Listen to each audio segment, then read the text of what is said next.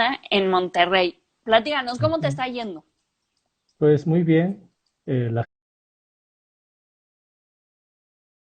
gente está en sus casas, hay muy poca actividad afuera, se escuchan noticias constantes de cómo van los infectados, no son tantos como en el DF, y, y es, bueno, es raro porque como estás en aislamiento, tampoco sabes mucho cómo está reaccionando la ciudad porque no puedes ir a otros barrios para ver si pasa, pero por ejemplo, no sé, los parques se están empezando a cerrar o a regular su uso. En los supermercados la gente como que guarda distancia. Parece como un juego como un, como un juego de rol en el que todos estamos cuidándonos de no estar cerca de otra persona. Pues yo lo veo como muy ordenado en ese sentido. Ujú. Bueno, ¿y por qué te agarró en Monterrey? Pues porque pensé que aquí iba a estar un poco más tranquilo que en la Ciudad de México. Entonces, como que quise quedarme acá por eso. Oye, pero en Monterrey andas por allá, que estás teniendo tu taller de medio tiempo porque estás dando clases en la UDEM. Pues en la UDEM empecé a colaborar hace como medio semestre, casi un semestre digo, mi cacho. Y sí, en la Escuela de Arte de la Universidad de Monterrey, junto con colegas bien padres de mi misma generación, como Cristian Camacho, Luis Vidales y Omar. Y exactamente, entonces, pues estoy conociendo un poco cómo es esa cosa de compartir tus conocimientos con generaciones mucho más jóvenes, creo que Ujú, es algo importante hacer. ujú. Y sí, por esa razón estoy aquí en Monterrey. También porque no conocía el norte. El norte es increíble. O sea, tenía un montón de prejuicios como persona que creció en el centro del país y que se educó en ciudades progresistas fuera de México. Y venir aquí, llegué así con muchas clichés que afortunadamente se me están quitando. Ay, qué bueno. Oye, pero aparte, lo que creo que está como muy interesante de tu práctica artística Ujú. es que como que siempre ha sido como medio de carrera de obstáculos, en el sentido que creo que siempre has Claro. encontrado la manera de cómo vencer los obstáculos que parecieran como irremediables. Y creo que ahí es como desde que empezaste a trabajar con este Leo Mars, que era como el primer obstáculo, la idea de la distancia. ¿Cómo Ujú. hacer un colectivo de dos artistas que viven en ciudades tan lejanas, pero hacer que funcione de una manera que parezca súper orgánica? Claro, por ejemplo, esa ida de la distancia ponía era un ingrediente del proyecto, pero bueno, sí, quizás sí. Digo, con lo que está pasando en este momento, esas cosas que parecían obstáculos, creo que si los vemos desde ahora, podría parecer que más bien no, más bien la tecnología, el obstáculo es el espacio y la tecnología es la manera de brincar el obstáculo del espacio, por Uh-huh. ejemplo. Porque, por ejemplo, en ese entonces, ¿cómo ocupaban ustedes la tecnología para poderse poner de acuerdo para hacer como ciertas piezas? Por Messenger era lo que se usaba en ese tiempo. Oye, la otra vez me estaba burlando porque alguien puso en su cuenta que era MSI en la cuenta de correo y entonces me empecé como a burlar y entonces otra persona me puso, ¿qué? Eso significa que nosotros teníamos internet y conexión desde los 90. Eso ya es como, ya es vintage. Y yo así, bueno, sí, si lo pones Mm, así, sí se escucha más como vintage, como cuando te dicen, ¿cuál era la ICQ? ICQ, claro. Sí, que era como la plataforma para poder chatear. ¡Ah! Ujú, De hace 1000 años. Esa claro. también es como súper retro. O sea, yo de seguro alguien va a sacar su versión así como reformateada de esa red social. Pero en ese entonces, cuando ustedes estaban empezando a trabajar, ¿qué habrá sido? ¿Como el 2000 cuando empezaban a trabajar? No, en 2004. Ay, bueno, yo ya estaba más atrás. Pero justamente les estaba platicando de esta exposición que hicieron con Yautepec, en Uy, el sí, ¿qué habrá sido? ¿2005 o 2006? 2000, ay, creo que fue 2007. Ay, soy malísima para las fechas. Pero Bueno, les estaba tiene mucho contando tiempo. que mi pieza, o sea, como que esa exposición estuvo como muy interesante y creo que era como muy bonita porque, número uno, el espacio era como una zona en construcción. Entonces, Ujú. según yo, era un edificio de como 3 pisos, ¿no? Era una casa de 3 pisos como en desuso en la calle Yautepec, como comenzó esa galería por ese nombre. Ujú. Y claro, lo que hicieron con Metapón fue de las primeras exhibiciones en ese sitio, a raíz de la relación como de conocimiento que había de Metapunk de parte de Daniela Albajara Ujú. y después de Brett Schultz. Y de ahí nació esa muestra. Sí, fue una muestra curiosa, como que reunieron varios proyectos que habíamos hecho por varios años. Pero justamente creo que lo interesante era cómo los proyectos lograban como, o sea, cómo la comunicación era más allá de lo físico que estábamos platicando. Entonces, Ujú. recuerdo esta pieza que era la de las azucareras. Ay, sí, qué padre azucarera. Esa me gustaba mucho porque la idea era que se robaban una azucarera del Vips cada que, cada que se quedaban de ver o algo. Pero aparte me gusta porque ya es como de objetos que otra vez regresamos, como que ya se perdieron, ya están en desuso. O sea, ya ahora no vas al Vips y te dan una azucarera, sino te dan tus sobrecitos de azúcar, porque Ujú. ya la azucarera ya se perdió. Es más como si quisiéramos traer un salero a la Ciudad de México, ¿no? Claro, claro que lo que ocurría con esa pieza es que no nos robábamos la azucarera, más bien dejábamos una azucarera de más. Ah, Entonces yo era, siempre pensé que se la llevaban. pues no, nos llevábamos la anécdota, pero lo que hacía era que dejábamos una azucarera de más en el lugar para saturar de azucareras ese restaurante. Era un Sanborns que curiosamente ahora que volví a Monterrey, después de 10 Ujú. años que no me he parado por acá jamás, dejó de existir ese lugar. Le contaba a Leo que quería ir al lugar de donde hicimos azucareras y pues me dijo que ya no existía y sí fui a la plaza y ya no está. Tan así es la vorágine de la economía que destruye los lugares eh, de tus, de tus pasos. Sí, Pero pues consistía en eso, en ir dejando una azucarera de más hasta que se llenara de azucareras su stock eso de está increíble. objetos. También recuerdo la pieza que eran las fotografías de los viajes, del viaje a Europa. Ay, claro, sí, qué bonita esa pieza. Esa Que, era como que creo que esa todavía va a ser más nostálgica aún. por, claro, pues es que toda la idea del viaje con esta pandemia se nos va a hacer un poco rara a partir de ahora, ¿no? Pero esta también era una pieza muy bella en la que seguía un viaje de Leonardo por Europa, haciendo las fotografías que él hizo Ujú. y tratando de repetir sus experiencias de viaje. Y esa es solo una cosa muy nostálgica. Ujú, Sí, sí, sí, claro. porque aparte, si no mal recuerdo, como que mucha parte del viaje fue en tren. Pues sí, en tren, bueno, en avión a Londres, llegué a Venecia, de Venecia fui a París. No, llegué a Roma, de Roma hice Venecia, luego París, luego regresé a Venecia, luego fui a Londres, eh, principalmente, y y lugares intermedios. Eh, y claro, el viaje fue principalmente en tren y no sé, fue una experiencia, fue como una obra que acabó siendo una instalación fotográfica Ujú.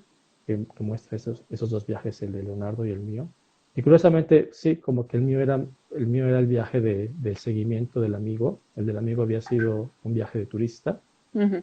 y pues el mío fue como de explorador, como de olfateador, casi casi. Pero aparte como que creo que también tiene como muchas cosas de nostalgia porque las fotos me acuerdo que eran impresas de estas, o sea, todavía era como con rollo, según yo. Sí, eran fotos de rollo, porque la fotografía digital no se To- usaba tanto, no Todavía había no. tantos píxeles, no, no había. No, Entonces, Leonardo usó rollos Kodak y yo usé rollos Fuji, me acuerdo. O sea, sí había hasta una diferencia en las marcas, porque creo que queríamos que tuviera un cambio en el color. ujú. Ujú. Sí, fotos análogas. Ay, esa pieza es muy, muy, muy bonita. Y bueno, la estrella de esa exposición, les voy a contar que es la caja de cartón con el video del niño, que supuestamente da la idea de que la caja de cartón está como toda pintarrajeada y en el video se ve a un niño que lo meten en la caja de cartón, patean la caja de cartón por todo el espacio y cuando sale, sale el niño como sin nada y toda la caja de cartón pintada. Esa se me imagina que es lo que estamos viviendo ahorita. O sea, como que si un extraterrestre nos viera, diría así como de que, ay, vamos a patearles ahí su mundillo. Y nosotros Claro, nada más estamos así de... "Ah". claro, niño en caja. Claro, eso lo desarrollamos entre Puebla y Denver, porque en Puebla estaba dando clases en una escuela primaria de dibujo mientras hacía la licenciatura Ujú. y con los niños llegaba a trabajar cosas grupales y de ahí empezó a salir la idea de trabajar, como de pensar el dibujo del niño, que luego en Denver, en una residencia que hicimos en el Museo de las Américas, produjimos el video de Niño en Caja, donde, como dices, un niño entra a una caja de cartón, la cerramos, la pateamos por la sala y cuando se termina de patear, sale el niño de la caja y la caja está llena de dibujos. Y lo que viste en Yautepec eran los dibujos y el video. Ujú. Sí, esa también como que la recuerdo con mucho. Y después recuerdo que nos vimos en Puebla para un coloquio que hubo. En Estoy plataforma. pero estaba tratando de acordarme. Era Humberto, no, no era Humberto Eco, era un italiano. Pero no me acuerdo de quién fue las pláticas, que fue toda una semana de ponencias. Pues hubo un evento llamado Plataforma, donde curaban Temo Lozada y Bárbara Perea, y creo Juan Pablo Macías, un artista mexicano que Ujú, vive en Italia, ujú. ya vivía en Italia en ese tiempo, organizó una serie de charlas en un museo llamado San Pedro, donde estaba la muestra de los artistas que habíamos estado en Puebla o que éramos los más chicos en ese tiempo. Y ahí fue que nos cruzamos, me acuerdo, sí. Sí, y me acuerdo que justamente la vez que fuimos a Puebla, me llevaste como a la parte como del centro, pero como a la parte más como vieja, que estábamos Algo, viendo tiendas y todo eso. creo que sí, sí, sí. Hay Puebla, es que Puebla es tan rara. Esa- Bueno, sí, sí, Puebla nada más le rascas tantito y encuentras cosas raras. sí, sí, no es increíble esa ciudad. Tiene un sesgo religioso como lo tiene Nuevo León, por ejemplo. Es Sí. muy, muy interesante la- el contexto. Pero luego te fuiste a vivir a Inglaterra y en Inglaterra Ujú. empezaste a desarrollar como una obra que creo que es súper pertinente y que es súper interesante la forma en que empezaste a concebir el hacer arte. Pues sí, me fui, claro, en Inglaterra estuve los años de la maestría y un poco más, y empecé a trabajar con, pues claro, digamos, todo lo que hicimos en Metapunk nos arrojó de conceptos a Leonardo y a mí, y Ujú, cada quien los empezó a desarrollar luego por su cuenta, yo en Londres con varias, como intereses con la escritura, los procesos y el performance, y el ujú. video de por medio por ahí se iba colando. Y sí, claro, me pasé ahí unos años explorando, estudiando situaciones y quizás como descontextualizándome un Ujú. poco o deconstruyéndome también y entendiendo cosas que un joven de 23 años que nunca había salido de México, salvo en un viaje conseguido a su amigo en una pieza de arte, no conocía. Entonces sí, Londres me vino muy bien. Eh, También fue la escuela, no sé, estudié en Goldsmiths y Goldsmiths es una escuela de corte marxista radical, un poco snob en la actualidad, pero como que en ese tiempo seguía siendo un lugar donde la discusión sobre la política y la estética era así como súper fresca y renovadora. No sé, por ejemplo, no sé, no sé, te quedaste, pero por ejemplo, la idea del vínculo del arte con la política Ujú. en el tiempo que hacía la licenciatura o que trabajaba con Leonardo, era un poco distante, casi que nos hacía Como como, You. como decir, ay, criminal, qué sé yo. Ujú, Y no, y como que hay un grado, hay cierta sofisticación en el lenguaje y en el discurso ujú. por lecturas, experiencias que viví en ese país, me empezaron a sensibilizar de una manera distinta. Y bueno, pues de ahí como que desarrollé otro cuerpo de obra, que parte de él se mostró en el MUCA Roma en el 2016 Ujú. y luego a la fecha pues en lugares aquí y por allá. Ujú. Creo que una de las piezas que ahorita recuerdo que tengo más vigente es la pieza que presentaste para Material Art Fair hace que será 2, 3 años, Hace que 2 años, una peluca gigante. sí, o sea, que era como que jamás hubiéramos pensado el cabello como en una escultura pública. Ajá, sí, claro. Es que Entonces, como que rompía muchísimo la idea de lo que era la escultura pública, porque justamente la escultura pública nos las imaginábamos monumental, pesada, como recordando, conmemorando, como grandes momentos. Y en ujú. cambio, esta nada más era como una peluca que se movía con el aire, que tenía como esta cosa de que te daban ganas de peinarla y que Ujú, rompía todo ujú. lo que hubiéramos imaginado en el espacio público. Sí, claro, es que la escultura pública siempre se concibe como un objeto gigante hecho con metal o algún material que perdure. Uh -huh, Y curiosamente fue la comisión de Bold Tendencies la que me pidió desarrollar un proyecto público para su sede en Londres, en el 10.º piso del car park que tienen al sur de la ciudad, donde está la organización. uh -huh. Y entonces dándole de vueltas a qué hacer, y justamente estaba trabajando con las reanimaciones de Natasha a través de una peluca, otra cosa que luego te puedo contar. Pero entonces de ahí nació la idea de trabajar con una peluca de tamaño gigante y como aventarme también a la idea de ver qué pasaba con un material que no se degradara completamente con el con el ambiente, pero que sí cambiara como el cabello humano. Curiosamente, el cabello humano es más resistente que otros materiales que uno consideraría no perecederos y pues era una cosa pues entre sí bella y catártica. Son 4 pelucas en 4 postes de luz en ese último piso del edificio. Y luego en material se mostró una de esas pelucas para interiores. Después hice una serie de las mismas pelucas, pero para tenerlas dentro.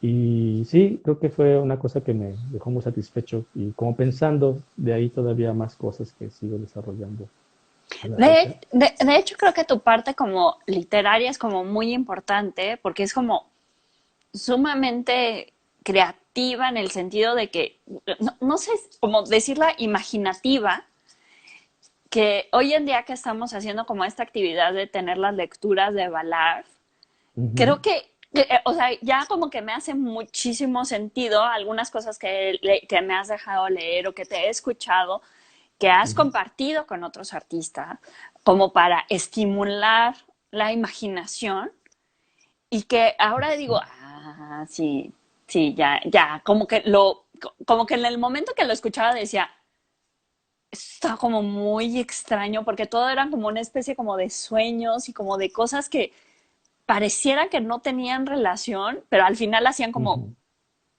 clic y que creo que esa era como es una parte tuya muy, muy importante de la producción. Sí, sí, la literatura es una parte fundamental. Creo que es una herramienta que, como por muchas razones, entre técnicas, económicas y de movilidad, la literatura se me ha hecho una herramienta tan, así, tan natural como Ujú. para otros artistas puede ser el dibujo o la pintura, ¿no?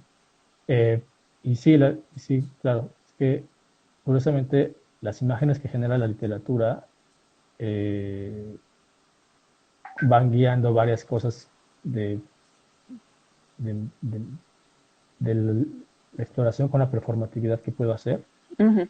Y, y sí, entre que escribo bastante ficción, por ejemplo, cuando empezaba la carrera escribía teoría. Según yo estaba haciendo la licenciatura y me encantaba la teoría más que la literatura porque Pero es que trataba de aparte materia. estabas en una escuela que la semiótica era la diosa. Ay, sí, la UDLA era, la semiótica era la diosa. Es importante, es interesante, pero y fue formadora para muchos de nosotros que pasamos por allí, por esa escuela. Y después, pues, la literatura fue como que tomó todo el lugar y también el viaje a salir del lugar de confianza me hizo entrar en un terreno cómodo con la escritura, Ujú. donde podía quizás crear ficciones que me ayudaban a entenderme y a sentirme bien. Y, y empezó a nacer una especie como de morbo gigantesco entre qué podía pasar si la escritura se vinculaba con la escultura o el performance o la creación de imágenes o materiales. O sea, el cabello para la escultura Ujú. pública realmente nació de ese lugar. Ujú. Ujú. Nos decías que salió de otro proyecto, Bueno, es la que de, ah, son obras que se van tejiendo. Por ejemplo, ahí se perdió la señal. sí, Ya, y como un pedacito, creo ¿me que ya. escuchas? Sí, sí, sí.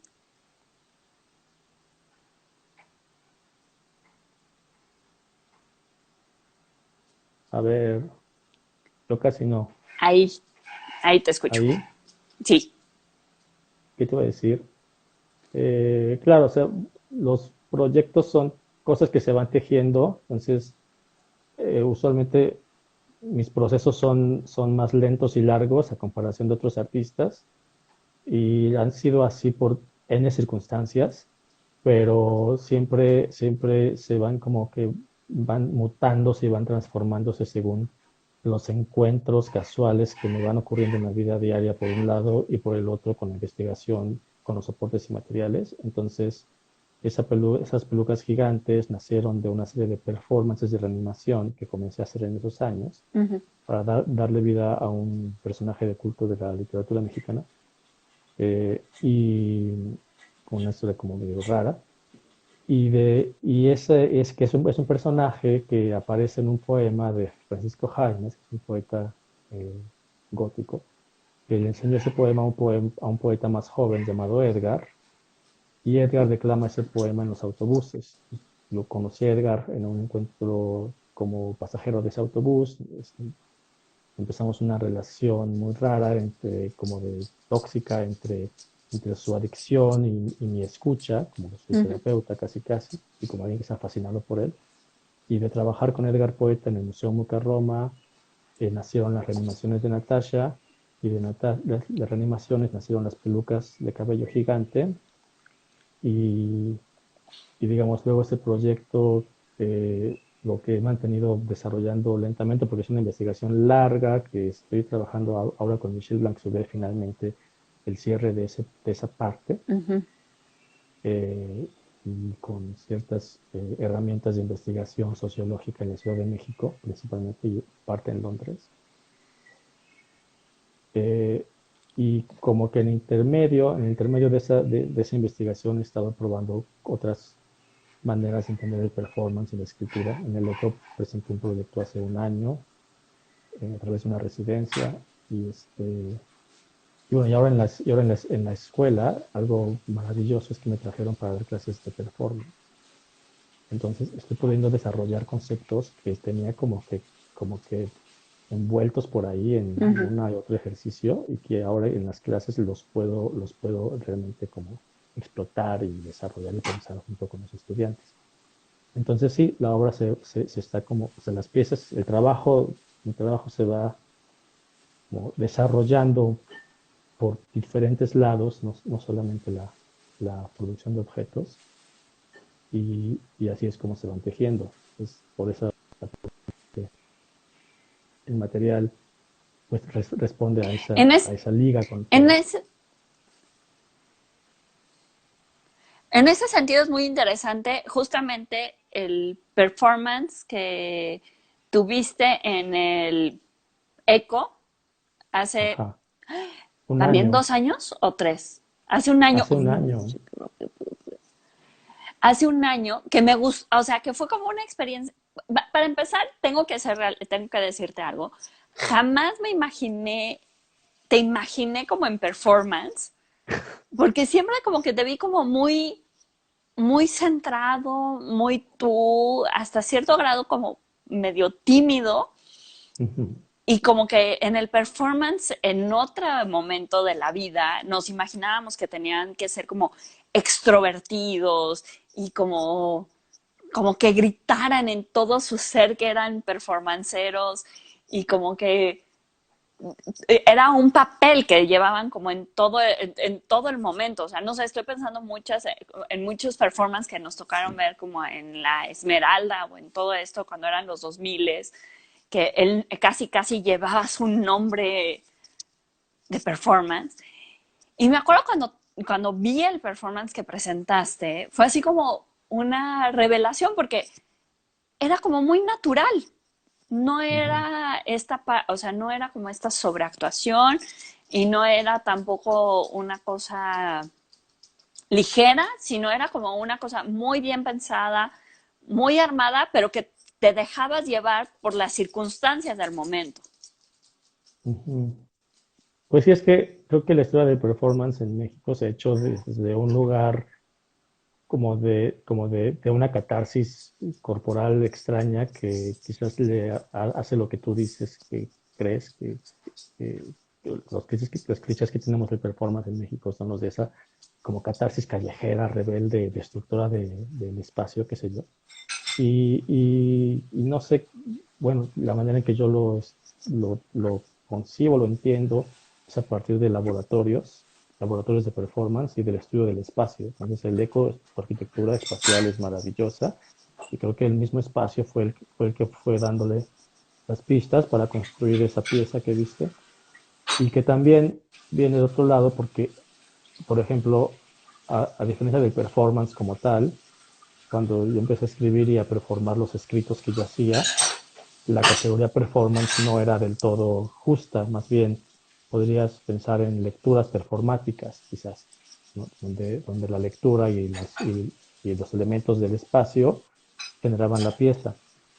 Y entonces, sí, claro, la naturaleza es diferente, la sensibilidad es también diferente. Entonces, no sé, creo que por ahí puedo poner la diferencia con la idea clásica del performance. Y, pero lo que sí hay de común denominador entre todas las prácticas de performance es que son prácticas que generan una opinión clara y directa. Creo que hay prácticas que no me han interesado mucho, quizás por esa razón, porque no siento el ejercicio claro y directo de una opinión y en el performance sí. Uh-huh. Entonces creo que es eso. Pero sí, son cosas como diferentes. Y ahorita que estás dando tu clase de performance, ¿cómo?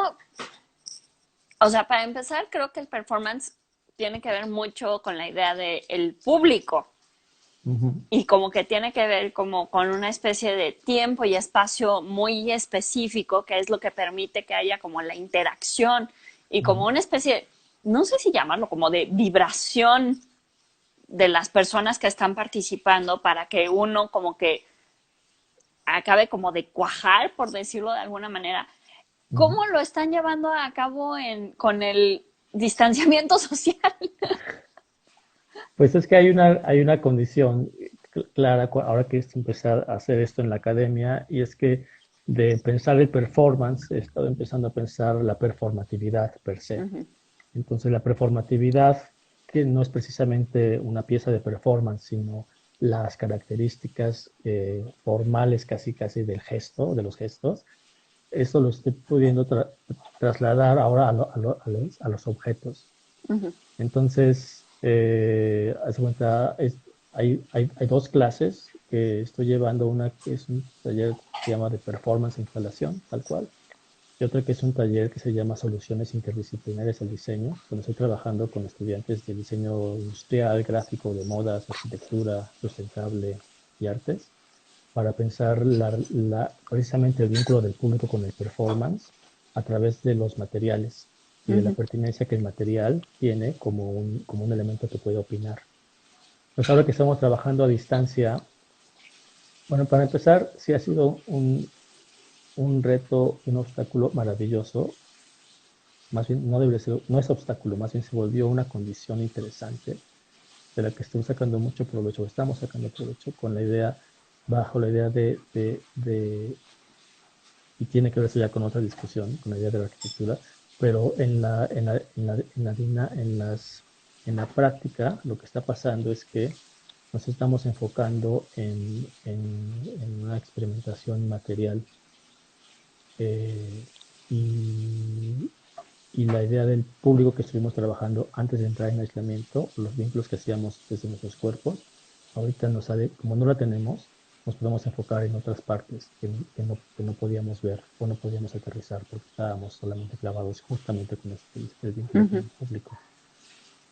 Y está muy bien, está funcionando bien. Bueno, espero que tengamos buenos resultados. Digo, ha pasado un mes nada más desde que empezó a ser así y la transformación, los cambios en las dinámicas y demás fue muy rápido. Ujú. Y yo creo que en otro mes que falta para terminar eh, el programa, ya podré saber si fue un éxito o no. Pero de antemano, de manera teórica o de manera como conceptualizamos la idea de qué nos está ocurriendo como sociedad y de qué cosas deberíamos estar pensando o de qué cosas o de qué utopías nos van a determinar en un futuro, pues sí, sí es un momento en el que la pedagogía